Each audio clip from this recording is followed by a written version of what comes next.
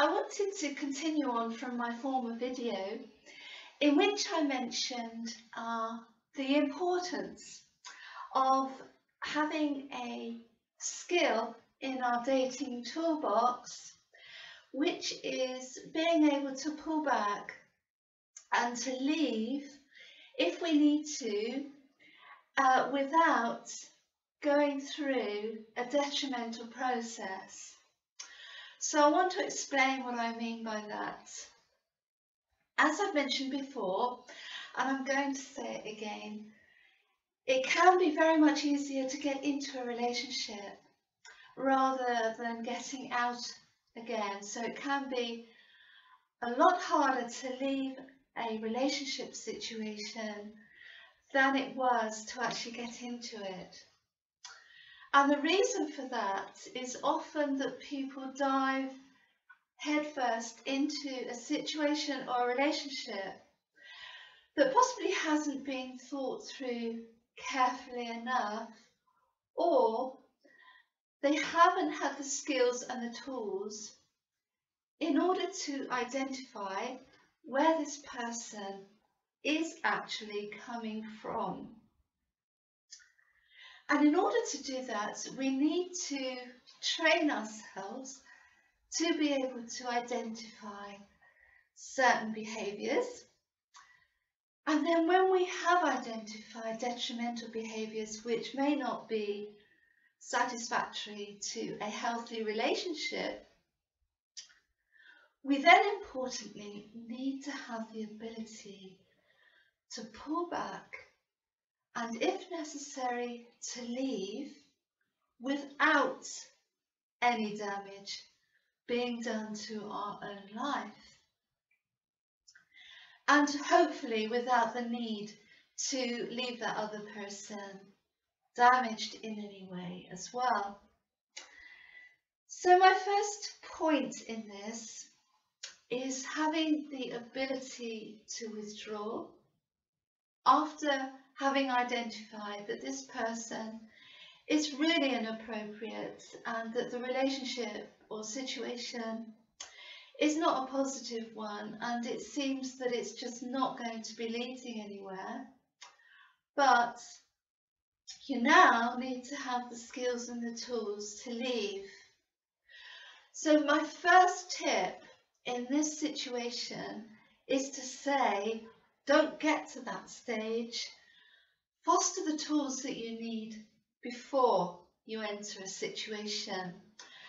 In other words, train ourselves to actually firstly hold back until we know that this situation and this person is the one for us. And in that time period, what we do is we hold back on certain behaviours that we would otherwise have done, i.e., we may not sleep with someone until we know that this person is appropriate. The other thing that we would need to do is to develop the skill to be self-led rather than led by the other person, who may be used to being the dominant one, the leader in the relationship, rather than it being a reciprocal, mutual understanding and relationship dynamic, which is a healthy relationship dynamic. The other person may want to lead all the time. They may want to dominate the process. So consequently, you could be just left hanging around waiting for things to happen as far as the other person is concerned, based on their agenda. So the first thing to do is to be a self-led individual. Again, I don't give advice, but it's often a useful tool to be able to be in control of our part of the dynamic, rather than allowing the other person to be in control of their part of the dynamic and ours. The next tip is to if possible, maintain control of our own relationship emotions whilst the initial process is playing out. And this is a really, really cool life mastery skill to develop. But when we maintain control of our emotions and say, hold on a minute, I'm just going to hold back on my emotions till I know whether this person is appropriate, we are then able to enter a logical mindset whereby our behaviours are determined on logic and intuition together, rather than based on emotions or our ego is concerned. So when we hold back on our emotions, we are then often in a stronger place to make a decision based on logic and based on our value system, rather than allowing our emotions to overtake those things, to override our values, to override our intuition, and to even override our logic, which is quite a dangerous thing to do if you think about it. So, in order not to place ourselves in a situation when we're wanting to kick ourselves for having been drawn into a dynamic that was toxic, possibly draining and detrimental to our lives, it's often a better course of action to just hold back and to wait until we have the green light from within here. And the last point I wanted to make, which is a really, really powerful and important one, is actually having the ability to leave. We can often feel when there's been a switch within us where we feel unable to leave. Maybe our emotions are controlling the dynamic now in our behaviour, or maybe it's our low self-esteem, or maybe it's our lack of confidence or courage.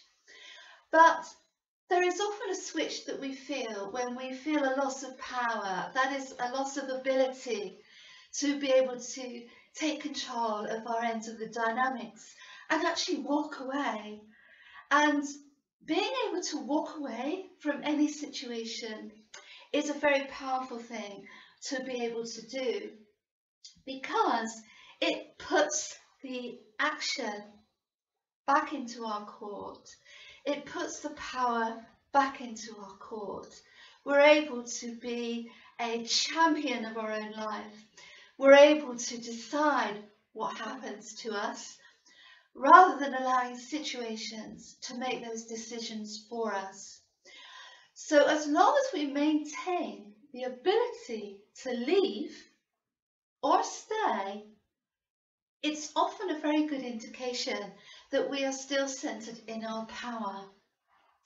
So I wanted to leave those tips with you because they are so important.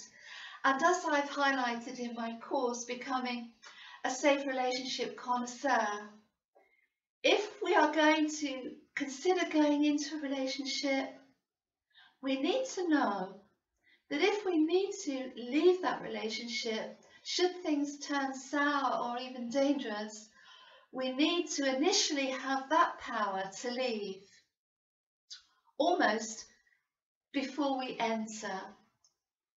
That's just part of our personal power toolbox, and that is across the board in any situation. So I wish you well with that, and I'm sure I will be seeing you again. Have a lovely day. Bye bye.